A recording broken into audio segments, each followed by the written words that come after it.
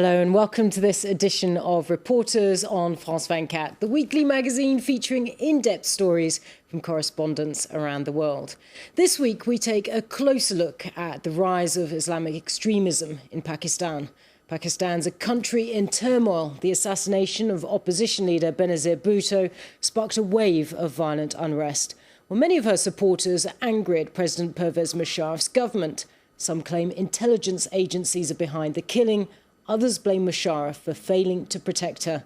Well, the government's adamant al-Qaeda militants are behind the attack and have called on Britain to help with an investigation. Whatever the outcome, Musharraf is seen as a leader who's lost control of rising terrorism. Pro-Taliban and al-Qaeda militants increasingly control the northwest tribal areas along the Afghan border. Well, our correspondents Franck Berruyer and Laure de Matos recently travelled to the Swat Valley to take a closer look at how Islamists are changing Pakistan's social and political landscape. Peshawar Stadium. 50,000 people, all men, are attending a funeral. This should be a time for prayer and contemplation. Instead, the event turns into a riot. Behind the windows, these politicians are being targeted. Just the day before, an important religious leader was shot dead by unknown gunmen during the holy month of Ramadan. The police are powerless. The crowds see the politicians as the enemy. Our way is the holy war, the holy war, holy war. Protected by bodyguards, this man, a close aide of President Musharraf, has to be evacuated. The Interior Minister was only able to stay a few minutes in the centre of the stadium. Despite being a religious representative, the president of the province is just as unpopular. He was close to the murdered religious leader. Finally, even the remains have to be evacuated. The ceremony is postponed. Since the attack on the Red Mosque in Islamabad in July, instability is widespread in the west of the country. This assassination was just the latest in a series of violent attacks. It's what we're asking for, as a peace gesture from different security agencies to guarantee total security to religious leaders. If not, it's the police that will be killed and destroyed. This time, it's the second most important Maulana who was targeted. Though a radical, Maulana Hassan Jan criticised suicide attacks, saying they were against the principles of Islam. Some believe this stance cost him his life.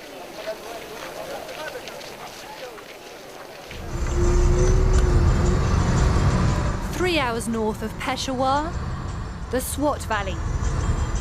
Known as the Switzerland of Pakistan for its landscapes and its peaceful atmosphere. Rich Pakistanis used to come here to enjoy the fresh air and scenery, but for some months now, tourists have avoided the area. Even here, security is deteriorating. In the main town of Mingora, police try to control the traffic.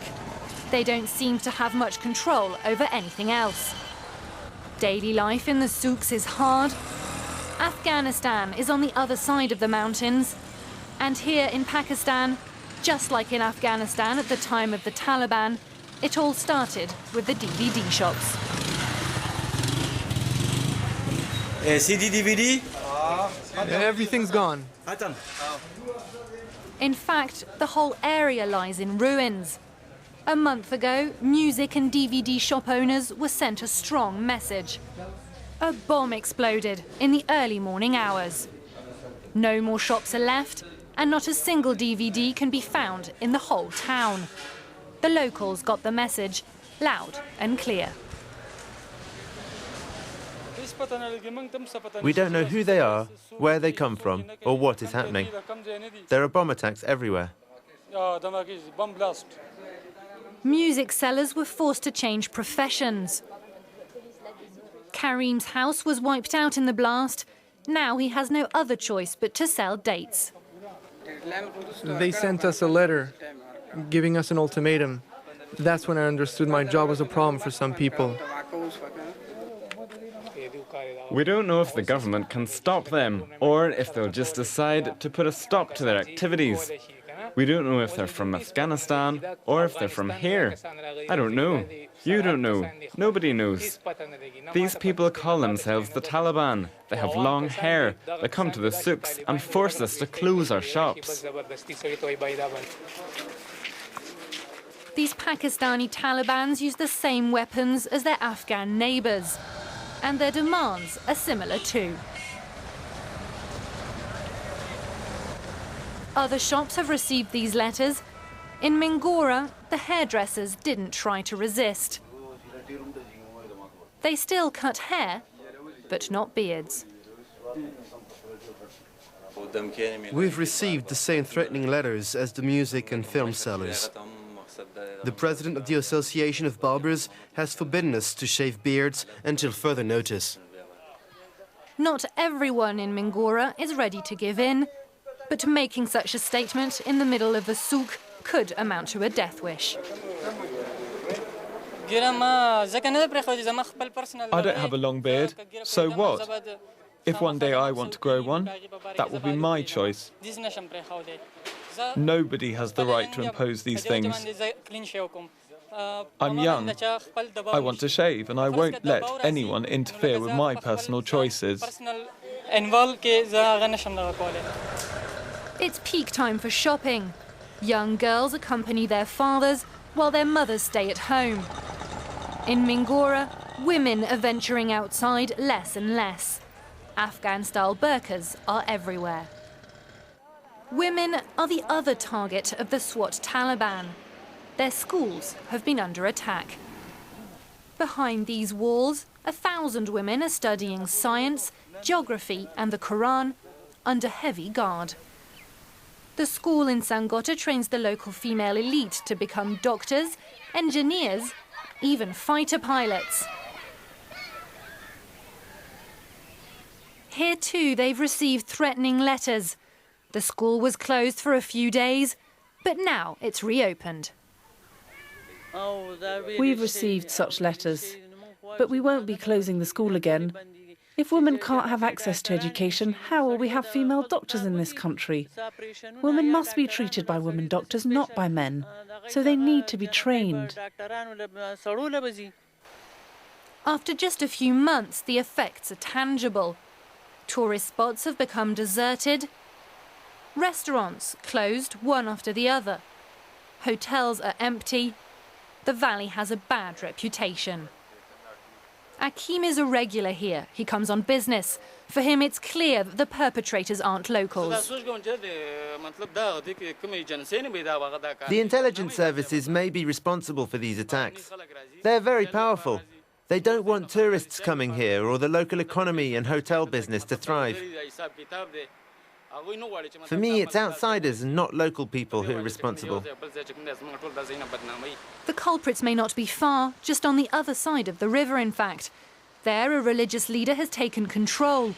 Nobody dares pronounce his name, but everyone accuses him. He can be found here in this madrasa, but refuses to speak with journalists. Seeking answers to our questions, we travel to the suburbs of Peshawar. Here at the Akora Katak madrasa, the mullahs are willing to talk, perhaps because they're also politicians. During Ramadan, pupils are on holiday, but still, chants and prayers are heard throughout the day. Today's task for these children, sorting through raisins while reciting chapters of the Quran. The time to break fast has arrived. The oldest students queue at the canteen, but some aren't willing to be filmed. Not everyone here is a student. The majority of Taliban leaders were trained in this madrasa. The director's position is crystal clear. Pakistan is going to war. The people are going to take to the streets. There will be a civil war. There will be anarchy. The Maulana is interrupted by the call to prayer. His answer will have to wait.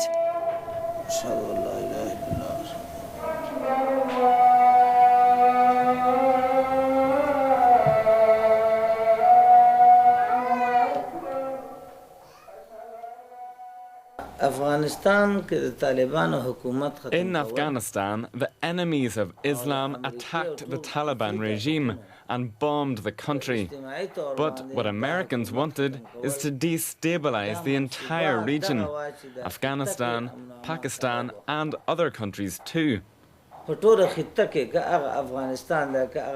They were afraid that all Muslims in Central Asia would unite against them, create an anti-American bloc.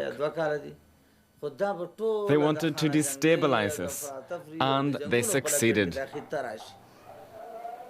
Civil war, anarchy, those aren't just threats. In this region of Pakistan, if you're looking for fighters, they're never very far.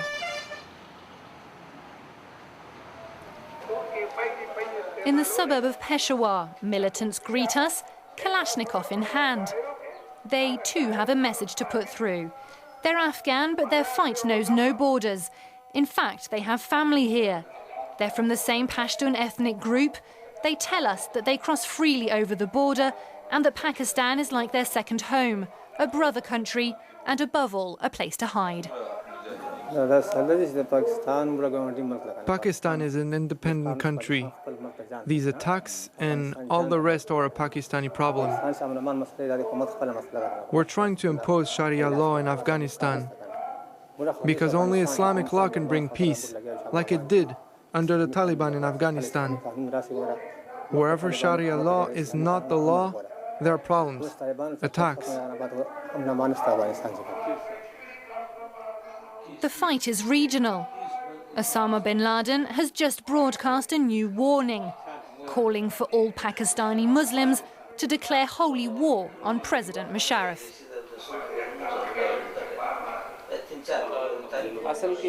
Al-Qaeda is an international organization. Therefore, there are people all over the world who are ready to declare jihad, not just in Afghanistan and Pakistan, even in France, Germany, or the United States. So if bin Laden has given the order to start holy war against Musharraf, he is calling on all fighters here in Pakistan to topple the government. It's their mission. Friday prayers in the heart of Peshawar. The souk is transformed into an open-air mosque.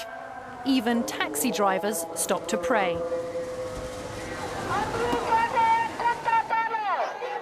A week after the death of their religious leader, followers are still demanding the name of the murderer.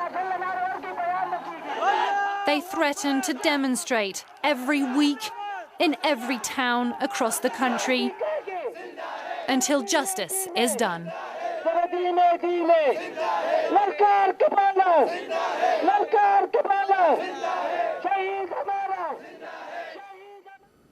Well, one of the reporters behind that story, Laure de Matos, joins me in the studio now. Laure, it's some months since you were in the Swat Valley. Has much changed in that time?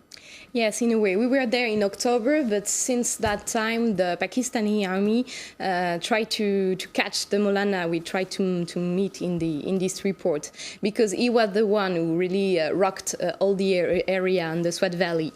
But they didn't really succeed in catching him, but they reclaimed some Islamist strongholds. The situation is not yet totally stable, but it's a bit more quiet and calm in the Swat Valley nowadays.